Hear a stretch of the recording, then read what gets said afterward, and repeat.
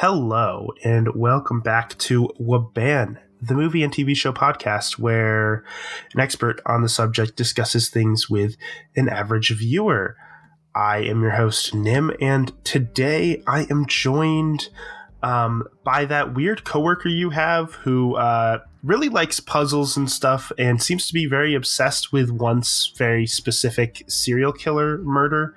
A little too obsessed to the point where he's like actually investigating it. Hello. Hi. I don't know. Like, you basically just like unrolled that entire thing right there, and I'm just like, okay, I have a lot to go off of here, but what does any of it actually do?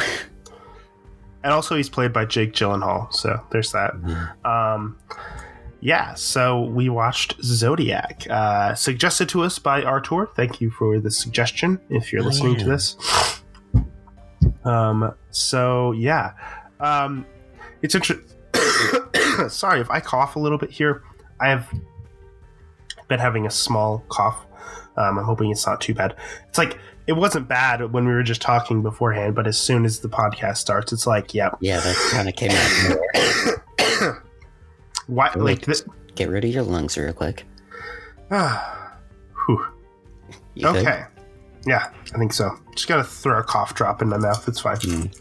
But anyway, so this is interesting because so this is a David Fincher film, directed by David Fincher, obviously, and Fight Club, right? Same directors as Fight Club, which to this point, Fight Club has been the only David Fincher movie I've ever seen. And I've always been interested in watching his other movies because I love Fight Club, one of my favorite movies of all time. I just never got around to it. And recently I bought on like a DVD collection that somebody had made of like 8 different David Fincher movies or something. And this was included on it. So I already had the DVD, so that was nice. Yeah. And I just used you. Man, this is like bad timing. Just go on and disintegrate your lungs already. Just do it. Yeah, who needs lungs? Okay. Yeah. I'll just give you the floor for a second to talk your initial thoughts.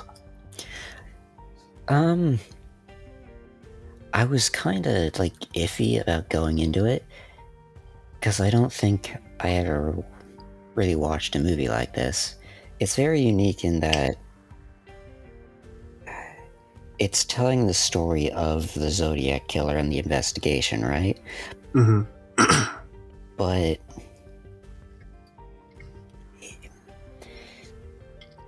it's hard to explain because, like most stories, you know, there's a progression of this story and everything, and even mysteries, they gradually find out clues and they get closer and they eventually figure it out. But in this one, if you look at it like a mystery movie, they get new clues, but none of them end up ever leading anywhere, and they're just stuck. And they make progress sometimes, but most of the time they're just not. They're just struggling, and they don't actually really get an answer in the end. And so it's very unique that, like, it doesn't follow any of the rules of like a typical mystery movie. I can speak. That's something that I am capable of. Yeah. Me, on the other hand, I think that, I mean, it makes sense that it's structured that way because obviously it is based on a true story. So they can't just kind of be like, I mean, they could, but it wouldn't, obviously follow real life.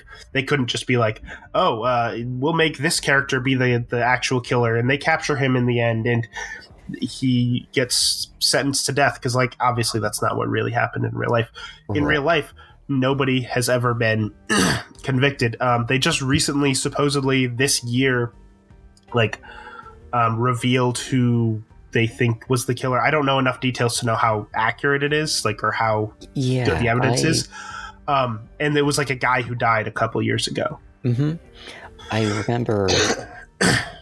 remember two things when I heard about it, and I heard about it probably like 15th hand or whatever it was. So I'm not a reliable source at all, probably ever.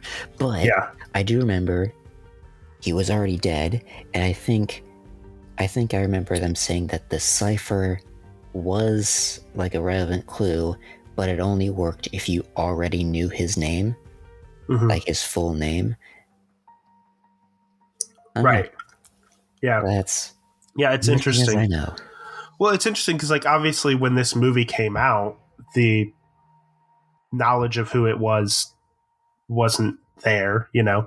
At the time, the investigation was still going in 2007, and they were still pretty set on the guy that they were set on at the end of the movie, which was Arthur Lee Allen. Yeah.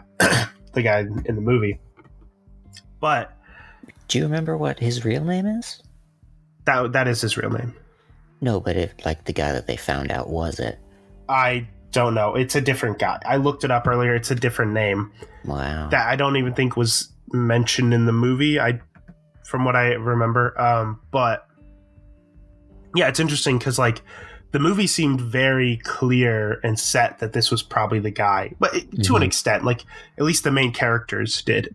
The main character, Jake Gyllenhaal. Scene, he said, "I want to be able to look him in the eye and know," and then they like dedicate like a minute to him just looking him in the eye, finding him, and just walking away afterwards. Right, and it's interesting because at the time that this movie came out, everybody kind of figured that was the guy.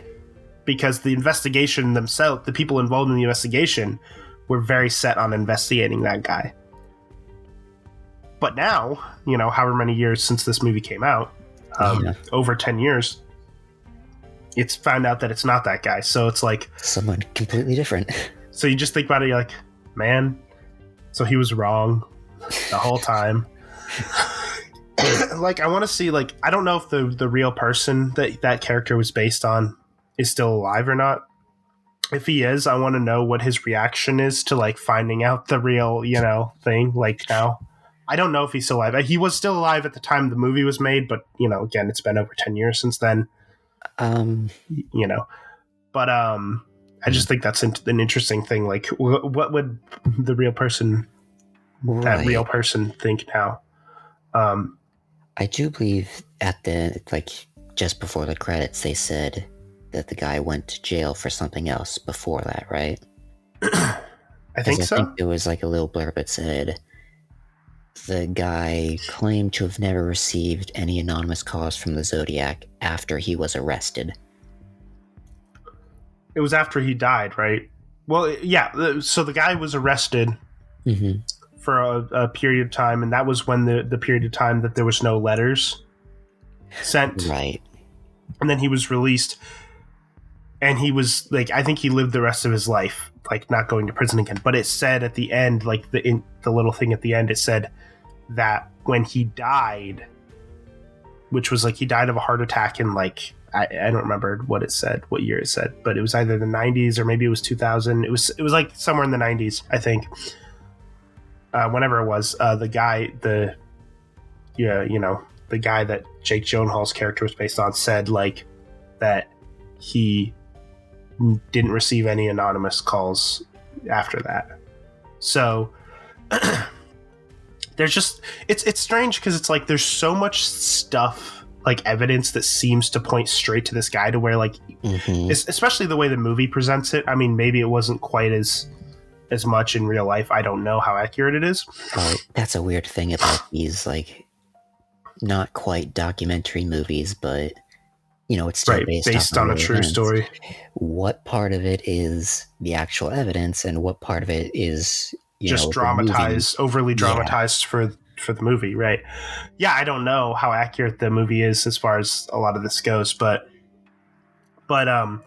it's just interesting because it's like, as far as the movie's presented and maybe the way it was in real life, it just seemed so clear, like, it's got to be this guy, right? They just don't technically have enough evidence to legally convict him, right? But it just seems so certain. But then now in, like, 2021, they're like, oh, no, it wasn't. It was this guy. And you're like, oh, okay. I don't know. It just seems, like, interesting. Yeah. But it almost feels like a letdown, honestly. it's like yeah, you we want know it to this be that guy. There's all this, it's there, and later we just find out, now you're wrong. It's like, oh, But okay. In a way, that kind of is interesting because it like shows you like that's how real life goes, right? Yeah. You don't always get like a clear cut answer to things like this. In movies, a lot of times if it's like by the end of the movie they know who the killer is, or the killer ends up dying or getting arrested or whatever, and it's definitive a lot of times. But this movie is is based on a true story, so they follow it in a realistic way, where it just kind of the case keeps goes on for years later. It just kind of slows down and people don't care about it as much anymore because at the time, and it's presented like that in the movie, the Zodiac killings were like everywhere. It was a big deal. Obviously it's one of the most well-known serial killers in the past however many years. It's a very well-known case, understandably so. Like everybody's even nowadays people talk about it sometimes. But just imagine the dramatics of that, like having people die in multiple like states and areas, and then the killer like proves that he's that he is the guy, and like creates this entire puzzle for the public to solve on the newspapers. Like, yeah, I don't know, that's just got some like kind of sick dramatic flair to it that like of course everybody's gonna talk about it. Well, right, and of course they're gonna make a movie about it, right? Like, yeah. Well, it's interesting because it's like I was gonna say something, but I just missed it. Oh my gosh. I think it was in the movie, somebody like the guy, like it was like years after the cop guy played by Mark Ruffalo. He even said something. He was like, when he was talking to the Jake Gyllenhaal character, he was like, there are more people who have died in the past, just from this and this than that guy ever killed. So like, why do you care anymore? Essentially saying. And it is interesting because it's like, technically speaking, this guy killed, as far as what the confirmed kills he's had, I've looked it up. The amount that are confirmed to be him is 5. It's expected to be more, but like the confirmed ones is like 5 or 7 or something like that. It's like, yeah, as far as like serial killers go, like I'm not, obviously killing is bad no matter how many it is, but as far as serial killers go, like that's not an extreme number. Like, so why is that one so much more popular than others? I mean, I think obviously the obvious answer is it's because it was so publicized, because he sent letters to the newspapers with clues and little hints, and it was like a puzzle to follow, that these things were published in newspapers, so everyone tried to like there was a bunch of people trying to follow along with the puzzle, and right, it was a game. Like, you can talk about like publicity and stuff like that of just it being published, but you cannot ignore the, like you said, it was a game. Yeah. He invited people to hunt him, basically, and gave them the clues they needed, or seemingly so. Right. He did. That's the thing. He was he directly was challenging the public, the police, because he could have just done these killings and never sent these letters, never anything, and just let them be just unknown deaths. Like people who were killed and nobody found out who it was. There would have been, nobody would have linked them to one person. There would have been no but he, wanted to play this sick game.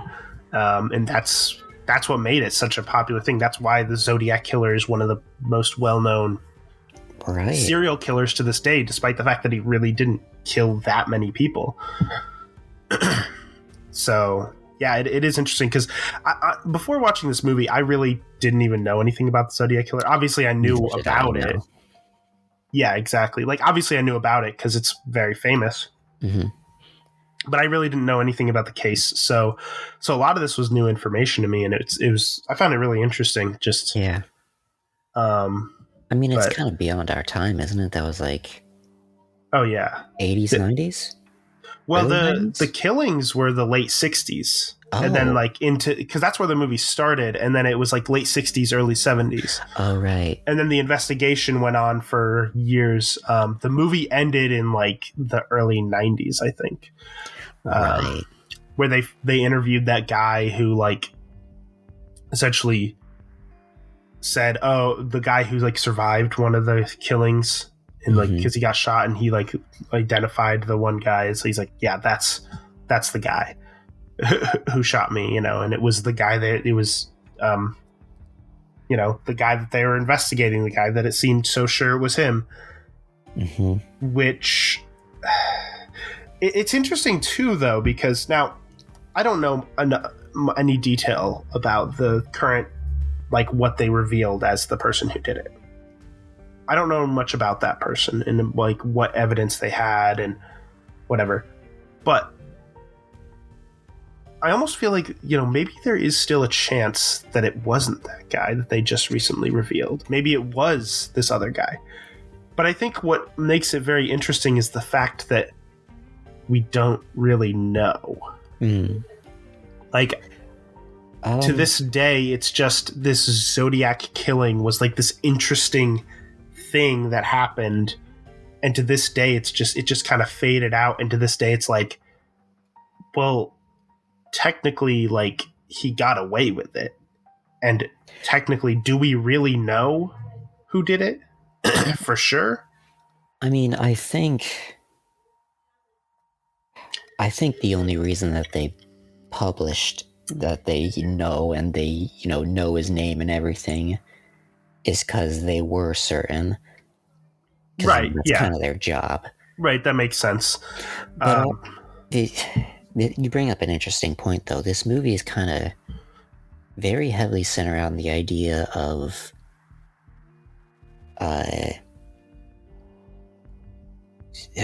someone doing it as a hobby.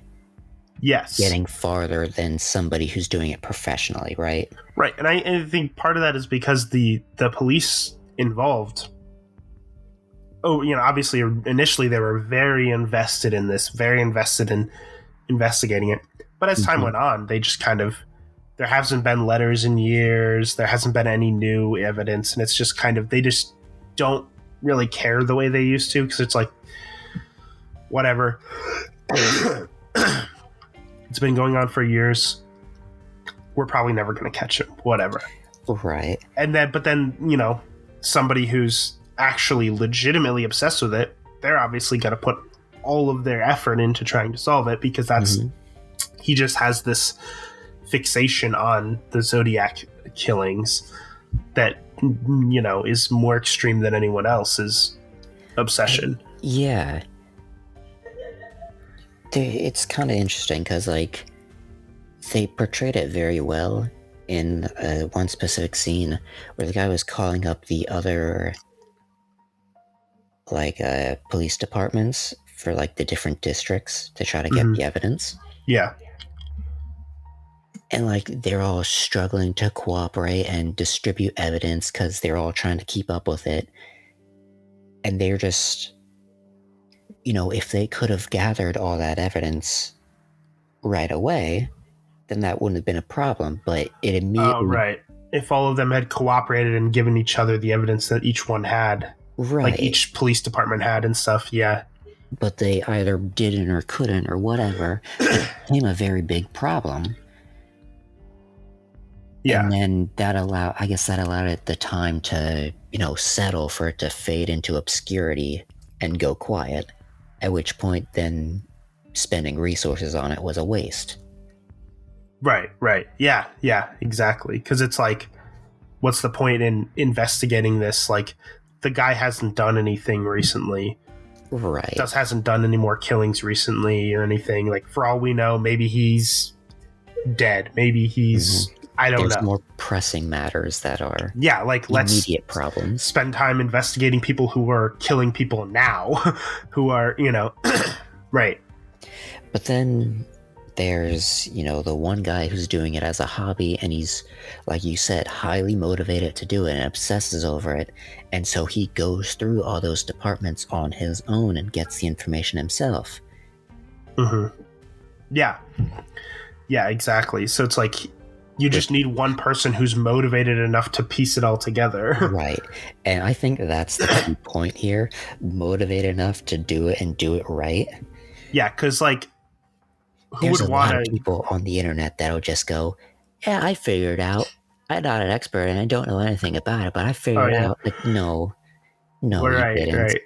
It is interesting, like, how different this might be if it was like nowadays, if it happened nowadays. It makes you think, like, with the internet and how information can be passed much quicker, and how it would be interesting to see like how much quicker something like this could be solved nowadays, or how many more people would have tried their hands. How many more people, to accuse wrong people? Like, there's positives and negatives in this. Yeah. I mean, it's crazy how much like a group of people on the internet who have enough time and interest in figuring something out can just figure it out, where some random person who has one video on the internet lives, like their house, like all this, like just based on a picture or something, like there's all these like weird things that people do just using the internet to figure all this, like a group of people. It's like crazy. Right. Like, it's like, it'd be interesting to think like how this would be able to be solved nowadays, like how much quicker. Yeah, I just keep going back to the idea that with the internet, there's a lot of like vastly intelligent people on the internet that are like, oh, collectively come together and figure something out. But there's also like the group of people that'll just like, this is what I believe, I'm not going to change it. This is why I think it, even though it makes no sense and isn't sense at all. Mm-hmm, mm-hmm. Just like, wow, some of these people would be very helpful. The others would just be, throwing trash down the chute at the investigation. Yeah. Yeah. But yeah, no, I think this movie did a really good job at presenting just the whole case overall. Again, I don't know how accurate it is, but how it, how presented it as a movie, as a story for a movie, it was really interesting, and the different characters involved were interesting, and they were all played really well. I mean, the acting in this movie is great. I was, as I said, I was iffy going into it because, I didn't quite. I knew it wasn't going to end with a perpetrator, right? With a like a firm, guilty suspect, right? Yeah. So I was very curious as to how they would do the progression or anything, because it's a mystery. In a mystery, the conclusion is you solve it, but it wasn't solved. So how? Yeah, right. That's the thing, is like going in, I knew, oh yeah, by the time this movie came out, this wasn't solved. Mm-hmm. So I know it's not going to end with it being solved. So like, I was very interested in how it would progress because of that, and what it would focus on. And they surprisingly did it pretty well, I think. Yeah. My interest at the very least. Yeah. And I think it does a good job at like, it doesn't only put focus on, like, the movie isn't focused on just the mystery. It's not completely a mystery story. There's definitely mystery aspects of it where they're like trying to piece together evidence and whatever. But it seems to me that like one of the biggest, sort of parts of the story is less about that and more about how an investigation like this, how something like this can affect somebody who's involved in trying to figure it out. Yeah, there's how it can mentally affect you. There's this scene where the one police officer says that he put in for a transfer because he doesn't want to be on the case anymore. And Mark Ruffalo, he's talking to Mark Ruffalo. He's like, I want to see my kids more and stuff. And so you get the idea that like, yeah, that's Mark Ruffalo's character there probably doesn't see his kids very often at this point. It's really wearing him down. And it's like, and then obviously Jake Gyllenhaal's character, becomes completely obsessed. It's like a compulsion for him. He has to figure this out, to the point where he's like completely alienating like his wife and kids and stuff, to where like Right. and Robert Downey Jr.'s character just kind of becomes like an alcoholic mess, A hermit through this whole thing. Yeah. And it's just like on a boat. Yeah, exactly. It's interesting to see how all these characters sort of react to it and how they move on with it, and after the case is kind of dead, and how. And I think all the characters are played really well. These are all really good actors. Especially, I just really enjoyed Robert Downey Jr.'s character. He was just a lot of fun. I had a thought while watching this about Robert Downey Jr. He's really good at playing like the arrogant asshole. Like Oh yeah, that sounds kind of mean, but it's true, because like there's this one where he's that self-confident, whatever you want to call it, but also like when playing Stark, yes, when being Iron Man has that kind of same stuff to him too. Yeah, like it's different in a way, but it's all still there. Yes. Yeah, exactly. Yeah. And he also played do you ever watch the Sherlock Holmes movies he was in? Oh, do you mean discombobulate? Do you know that meme? No. I don't think so. I'm going to show you that after this. Okay. But yeah, no, he still retains a little bit of that like arrogant asshole kind of thing, which I feel like that's kind of always been part of Sherlock Holmes's character. He's kind of like very sure of his deductions. Yeah, he's arrogant about it. Like, yes, I'm smarter than everybody else in the room, and he's like an asshole about it. Mm-hmm. And he did that pretty well. But yeah, no, I think it definitely is like one of his like defining like characters that he plays is like that type of character. Right. And it's always hilarious when he plays like the way he just like so Mark Ruffalo like knocks his like notepad out of his hand. He's like I'm not talking to you. We don't want to report any of this in the newspaper. And like they get in his car and they're about to drive away, but he like gets in the way to get it pull up his notepad. But just like the way he grabs it and is like pulls it up, like it's just so like that one thing that you did a few seconds earlier has come back to bite you right now, and I have a reason to be an asshole right now. Yeah. It's just funny. Yeah, no, he's great at that. Mm-hmm. And also the scene where he's like at the shooting range was hilarious because he's just horrible aim. Oh yeah, he's like he can't even be trying in that. He's just like trying to unload as fast as possible, and he's just like you can tell he's never shot a gun before. You're just like, yep, barely grazing the thing, hitting the stand that it's held up by. Well, yeah, exactly. But you're gonna have a lot of fun editing this. Yeah, it'll be great. All your lungs. But yeah, and then Jake Gyllenhaal does a great job at playing this sort of like awkward, nervous, like I don't know, really smart guy who just likes puzzles and reading and stuff. He does a really good job of playing that. He does, yeah. I was so concerned because I remember the scene where he goes on a date with, the first time he meets like his future wife. Yeah. And just watching his mannerisms and like the way he opens the menu and looks around. Some of that stuff I do. It's like, oh no, do I have to get checked out right now? Oh no, am I gonna become obsessed with a serial killer? Oh no. No, I'd never do something like that. Yeah, I no, don't have that much motivation. Yeah, you definitely wouldn't. But yeah, that's like a handful of the stuff. I was just like, oh, I think stuff like that.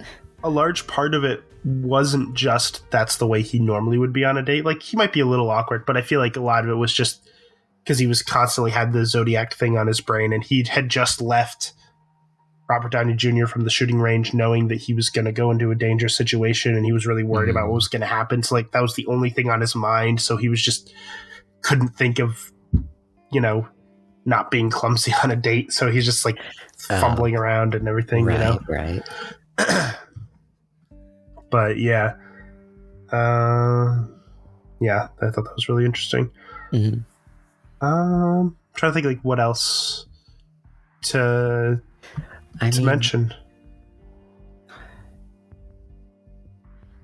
I mean, there's a lot to go in if we want to like talk about the investigation itself, but that's probably above our heads, right?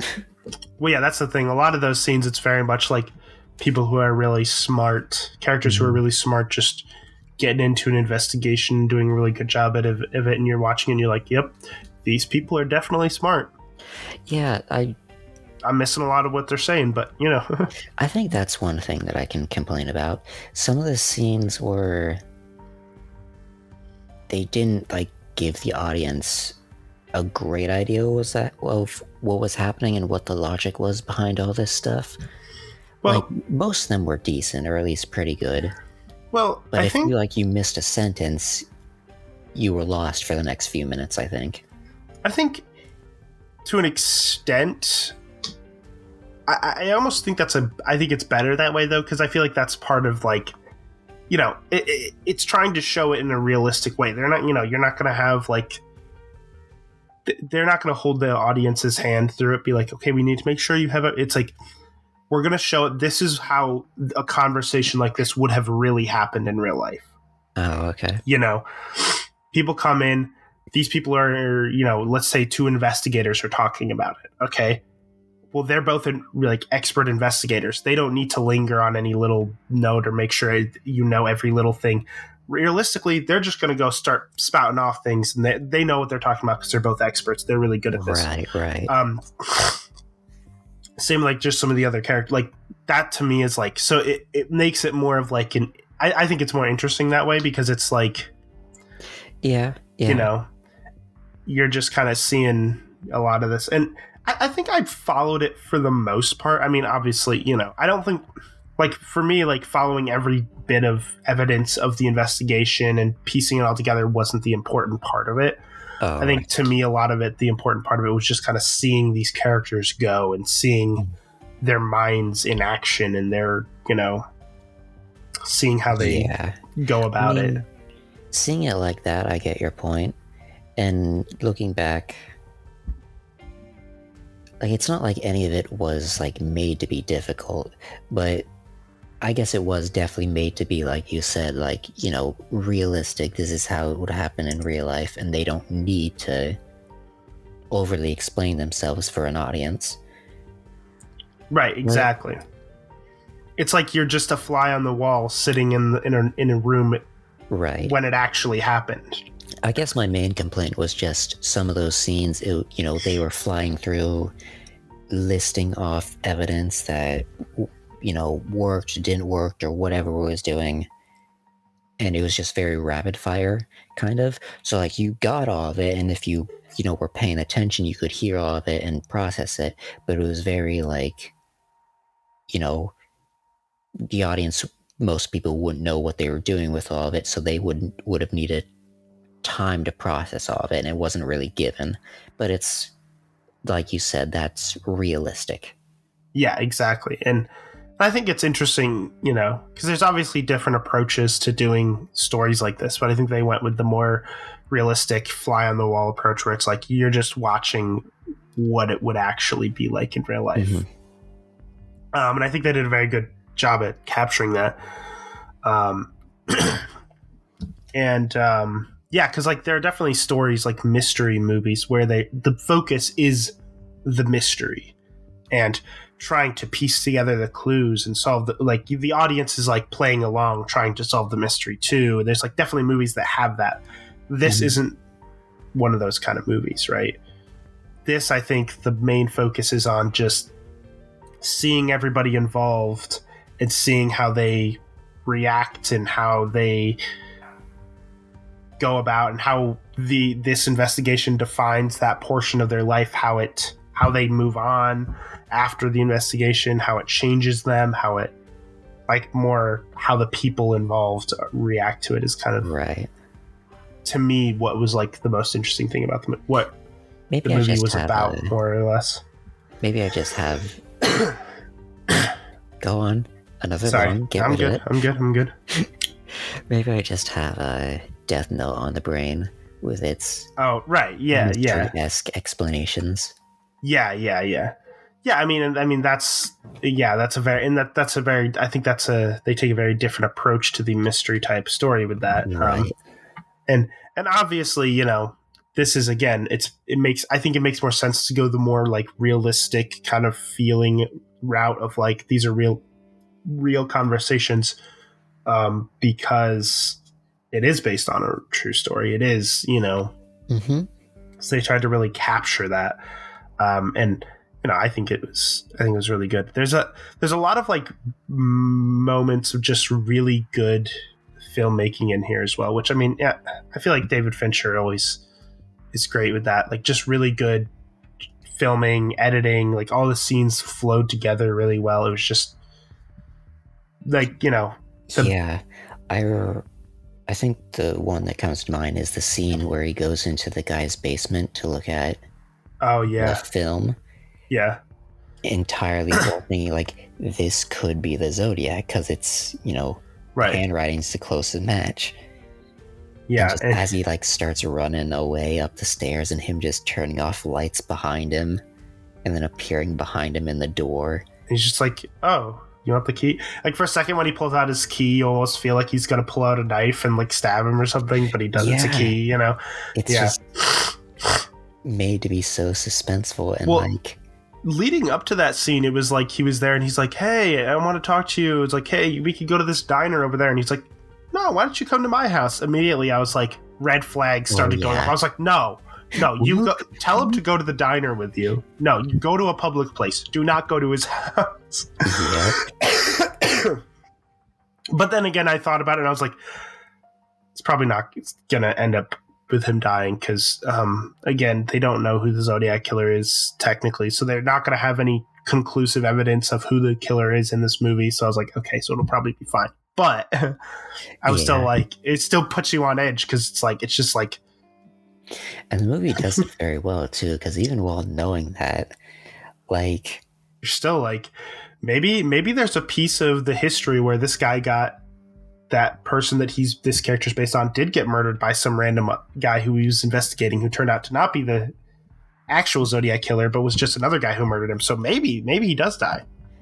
I mean, I don't know. I'm just like, I was thinking that for a second. I was like, what are the chances of that though? Like a guy that's being investigated for the Zodiac killings, who's not the Zodiac killer, also killing somebody. Like, I don't know, but it was just, I was just like thinking this as the scene was going. But the whole thing is just slowly building up like this, you know, he could die here. He could die here. This could be him. This could be him. Even though, you know, the movie wouldn't do that. The movie wouldn't just pin some random guy, but it's vague enough that like the entire time I was thinking they're giving stuff where it keeps seeming like he's gonna die, you know, the guy's gonna be a killer or the killer or whatever, but it's always vague enough that it's plausible that he's not, right? So, like, it's normal for him to be turning off the lights as he goes back up because he's not going to leave the lights down on the basement, but it's still creepy as hell. Yeah, the way it's shot and everything, and, like, the way it's put together, yeah. And him unlocking the door for him is completely normal, but it's done in such a, like, weird and creepy way that it's like, yeah, he's going to die right now. He's going to be stabbed. I know it. Like, no, he's not. He's just letting him out. yeah, it's a really good scene. I don't know. Yeah, it's just a really well put together movie. You know, I feel like any David Fincher movie. It's interesting because like sometimes when you watch multiple movies by one director, you can start to like pinpoint. You can kind of be like, yeah, this feels like a similar style. You can kind of like. I feel like some of the styles of like how things are shot made me think of like, you know, shots in Fight Club, like just how things are shot. Obviously the stories are very, very different, but like Right. you could kind of tell that it was like same director. I don't know, maybe that's just me. That's probably a movie buff thing. But yeah, it's very like, oh, this, you know, the way things are shot and in lit and stuff and edited together feels, you know, similar style. But it's like, maybe that's just, I don't know. It's like things I try to notice. I think that's you with being into movies a lot. Well, I didn't really notice any of that. I had that same like feeling recently. So I went to the theater to watch Dune. All right. Yeah. First movie I saw in theaters in like a while, in like probably almost 2 years. But I was interested because I really like the director, Denis Villeneuve. He did like Blade Runner 2049 is one of the other movies I've seen of his. And I remember watching the movie and I was like, just looking at like the shot composition and stuff. I was like, this feels very similar to Blade Runner 2049. Like you can tell it's the same director, you know? Right. I probably have similar stuff with the video games or even voice actors. Certain ones I can pick them out of a crowd in like a video game. Like, oh, that's this guy. Yeah. Well, it's interesting though, because like that's a little different because like a voice actor, it's like, okay, you can pick it out because their voice sounds the same, obviously. Well, yeah, but sometimes they put on voices. Well, yeah, but you can still tell part of like I could like whenever I first watched SpongeBob, I was like, Mr. Krabs sounds kind of like Lex Luthor, huh? You know, very different voice, but you know, I could tell something in there. Like, yeah. Right. But yeah, no, it's weird because with like noticing that it's the same director, it's just you just like noticing things of like how style of how things are shot and put together and like edited together and stuff. It's like weird.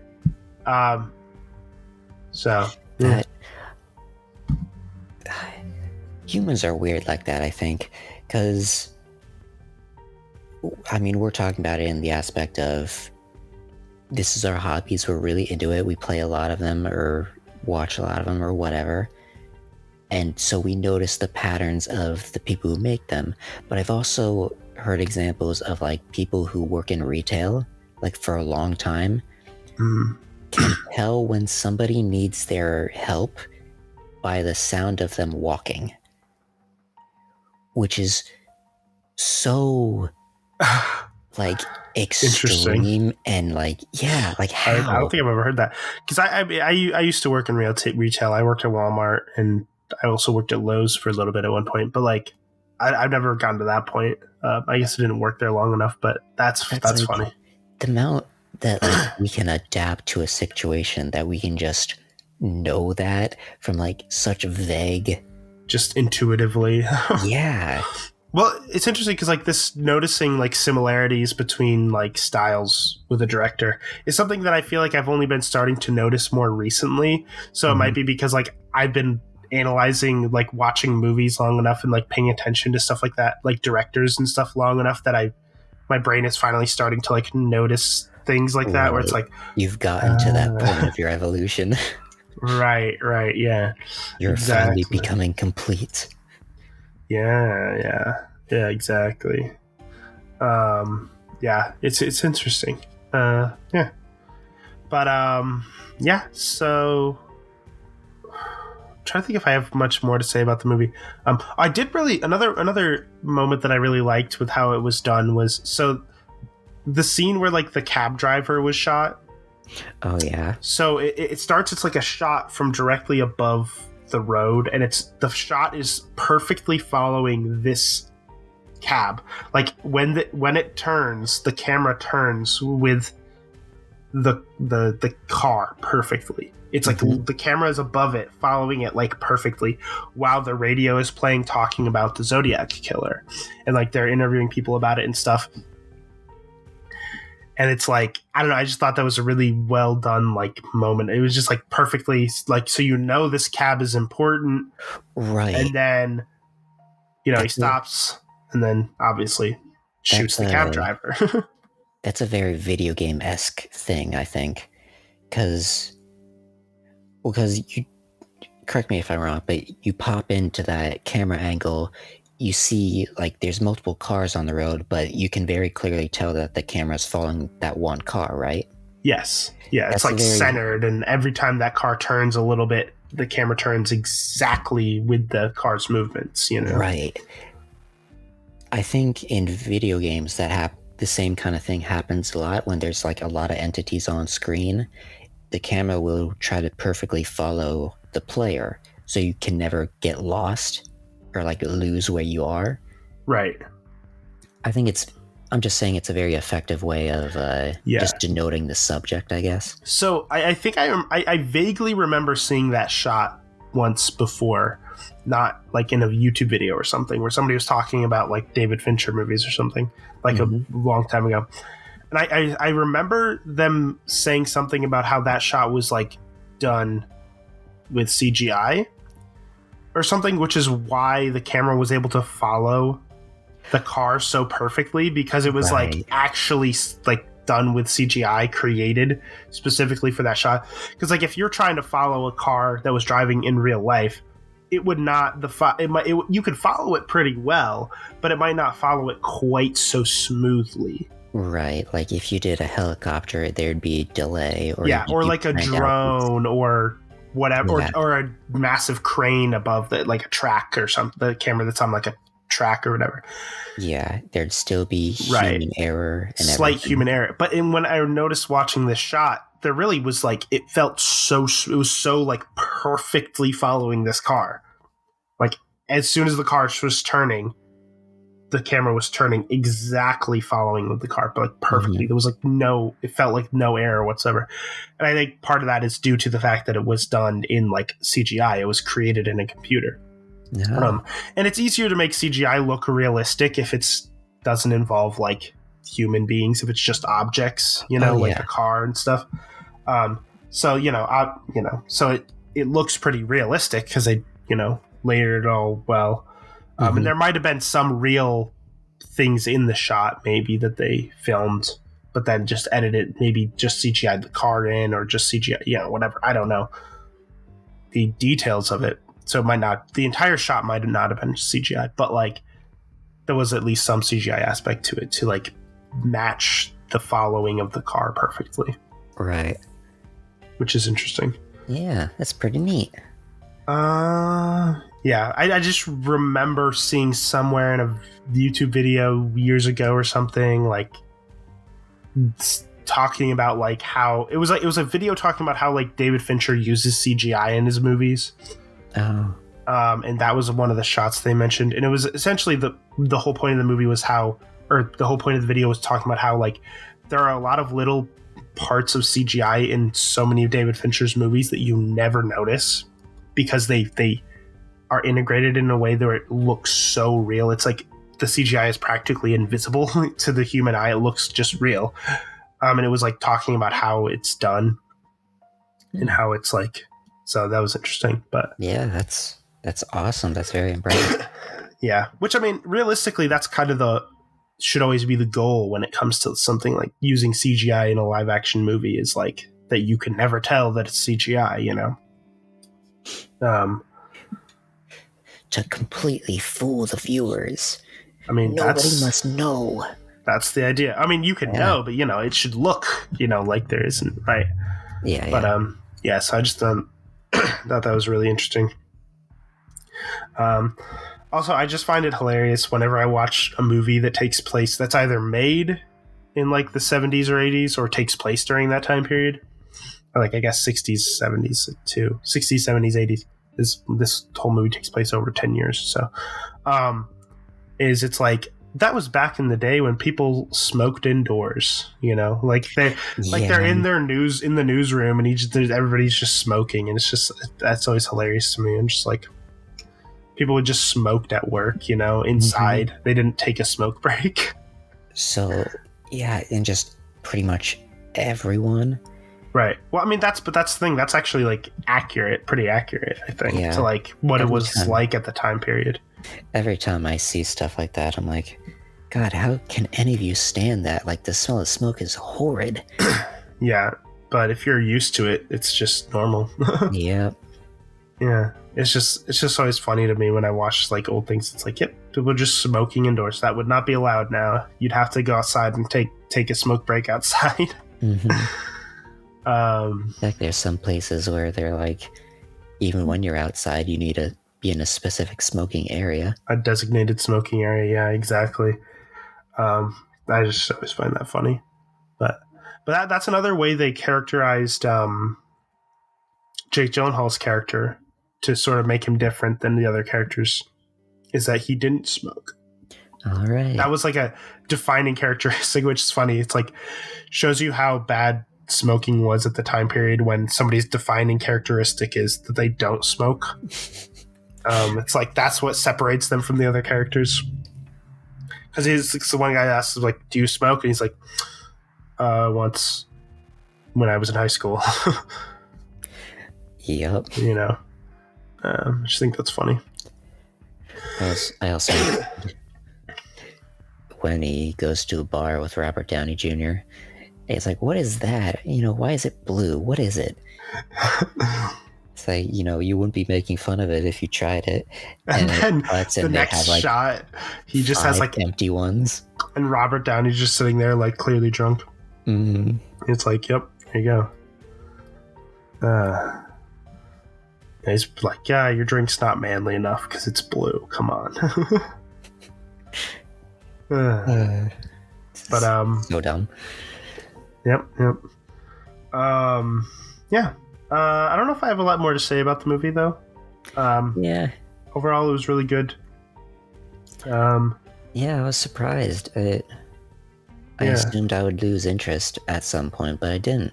Yeah, I wasn't sure because like I love Fight Club, so I was like, it's directed by David Fincher, so I feel like it'll be a really well directed movie at least. Mm-hmm. It has a lot of good reviews, so I was like, okay, that's always a good sign. Yeah, it's really good. It was, yeah. So it's interesting because it's like the movie doesn't focus on the killings either. You know how like a lot of it's like realistically the killings only took the actual killing only happened for like a few years, and then the rest of the movie there's no more new killings. It's like I always thought that was interesting too. Oh right. It's like the movie about a killer and the investigation of a killer that doesn't focus on the actual deaths. The killings happen like in the first couple of years, and then the rest of the movie, there's no new killings. It's like, yeah. Obviously that's how it was in real life.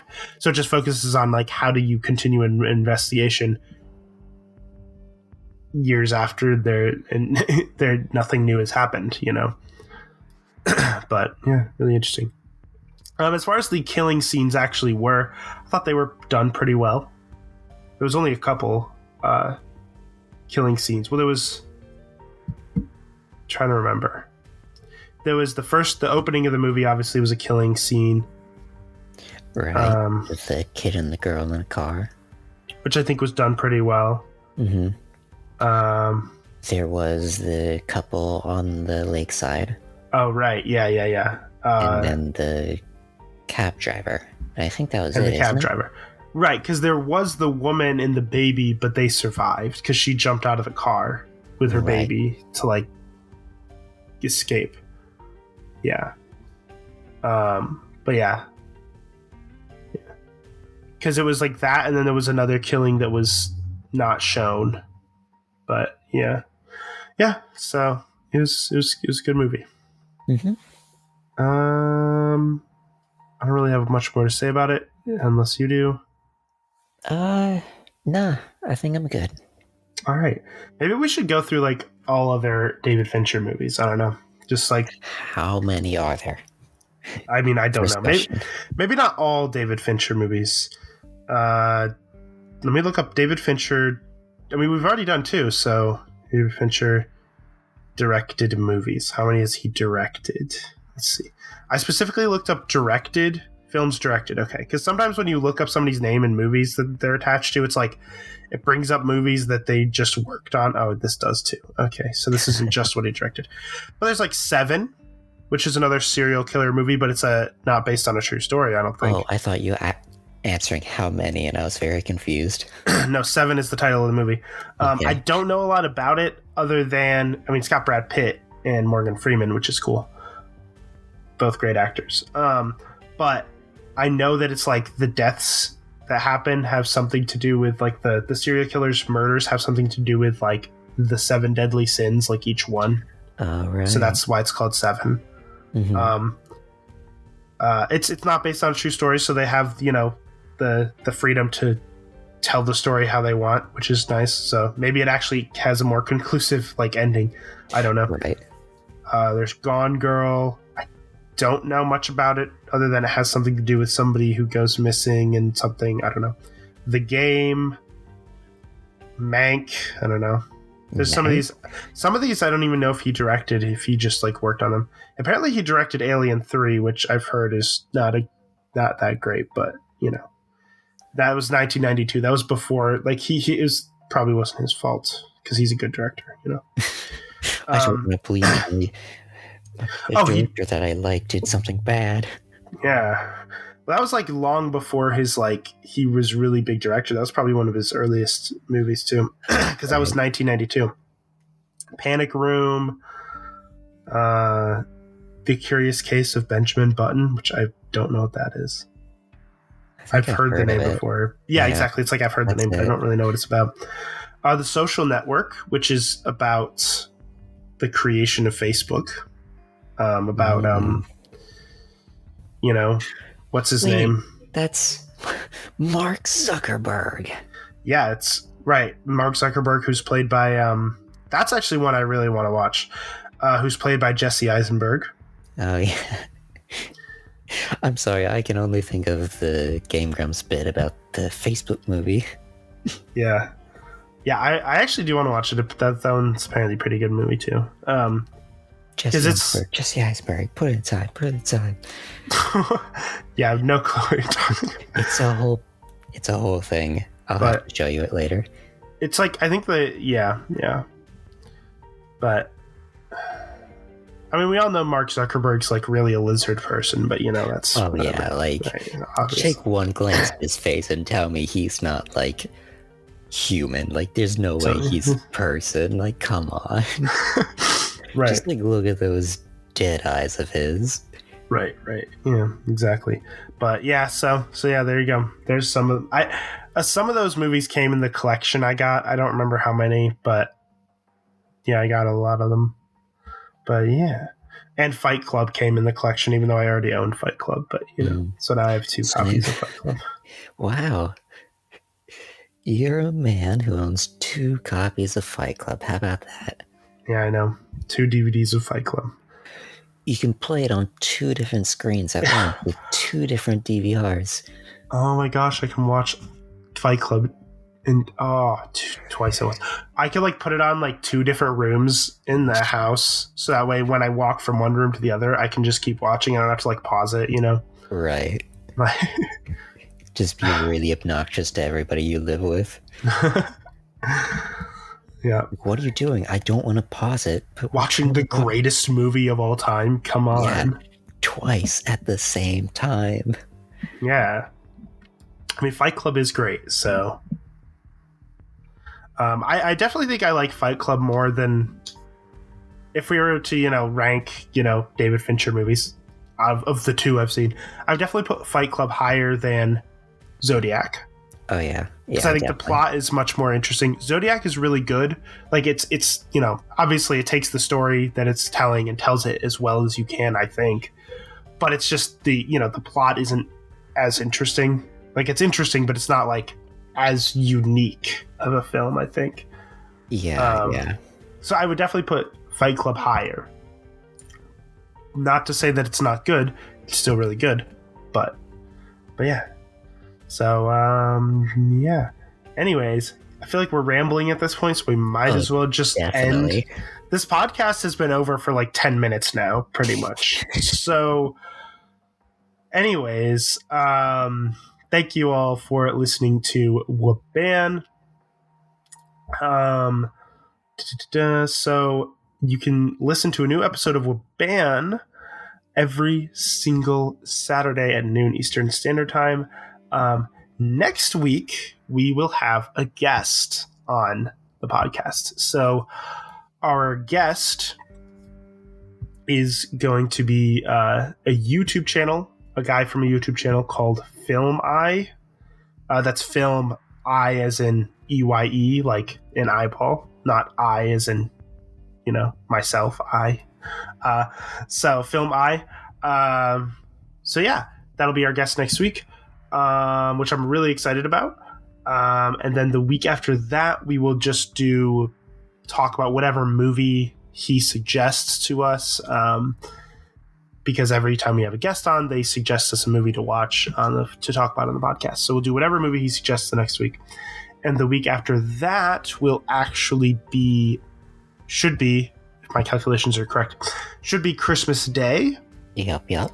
And on Christmas Day, we are going to be talking about, I don't think we mentioned this before, but we decided a while ago what we were going to talk about on Christmas Day. We're going to talk about Die Hard. It seemed like the most obvious choice for us because it's like, okay, yeah, it's Christmas Day. Talk about a Christmas movie. Sure, makes sense. But like, what kind of Christmas movie would we be really into? Would make sense for us to talk about? Definitely Die Hard. I just remember you telling me about this. Yeah, we're gonna watch a Christmas movie on Christmas. I'm like, okay, that makes sense. But also, all Christmas movies are kind of the same. And then you sprung Die Hard on me, and I was just like, whoa, that counts as a Christmas movie. There's like, I don't know if you can hear, but there's like a helicopter or plane or something in the background. Okay. Oh no. There's definitely good Christmas movies other than Die Hard. Like, I think Home Alone is a pretty good movie. There's, definitely other good ones too. But like, Die Hard is definitely like considered one of the best action movies ever. So it's definitely a pretty good one for us to do.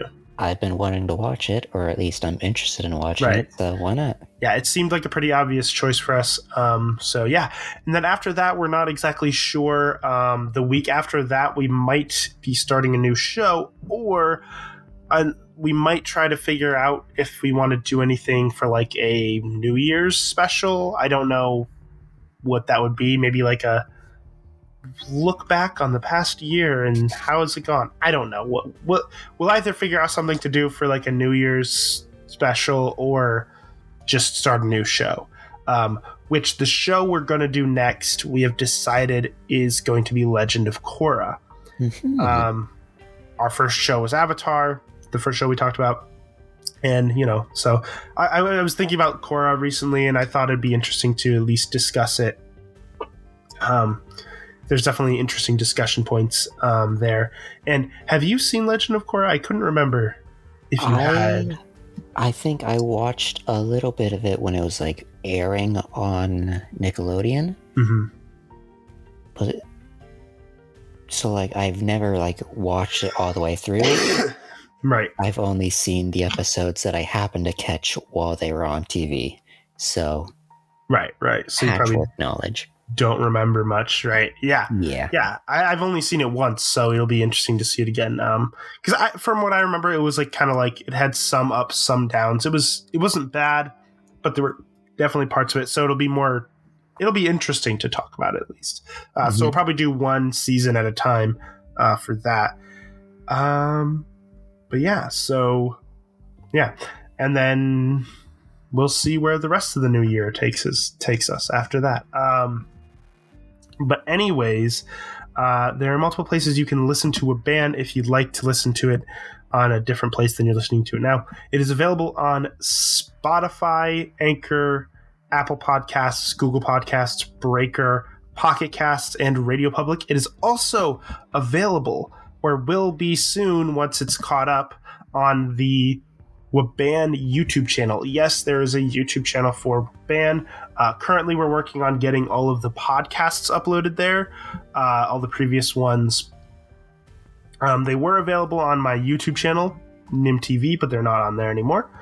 And we're also going to be doing gaming videos on the WABAN YouTube channel. So it's going to be a lot of me playing video games that I've never played before because I haven't played a lot of games. And Cub here kind of watching along and commenting along because he's played all of the games that we will be doing because he's the expert on that. So it's a little bit of a flip of our movie situation where I'm the expert and he's the average viewer. He's the video game expert. I'm the not the expert. So that'll be really exciting once we get that going. So definitely click a link in the description to that YouTube channel and subscribe to it so you're ready for any new content once it's up there. You can also subscribe to my YouTube channel, which is, as I mentioned before, Nim TV. There will be a link in the description to that as well. My plan, I haven't had new content on there for a while, but my plan is to really revitalize my channel at the start of the new year. So the next month or so, I'm going to be really planning things out a lot and figuring out like a schedule. Once the new year starts, I want to start trying to keep to a schedule of at least one new video every month. That will at least be my goal. So we'll see where the new year brings Nim TV. So yeah. Anyways, that's about all I have to say. Thank you everyone for listening to WABAN this week. I've been Nim. And I'm Cub. Goodbye, everyone.